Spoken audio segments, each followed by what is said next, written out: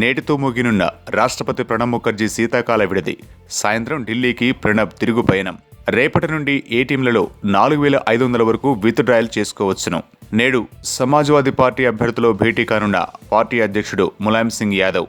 తాజా సంక్షోభం నేపథ్యంలో నేటి సమావేశానికి ప్రాధాన్యం ఏర్పడింది. రద్దయిన పెద్ద నోట్లపై నేటి నుంచి అమల్లోకి ఆర్డినెన్స్. రద్దయిన నోట్లు ఉంటే జైలు శిక్ష నిబంధన తొలగింపు, 10,000 జరిమానా విధించాలని నిర్ణయం. నేటి ఉదయం 9 గంటలకు లక్నోలో పార్టీ ఎమ్మెల్యేలతో భేటీ కానున్న యూపీ సీఎం అఖిలేష్ యాదవ్.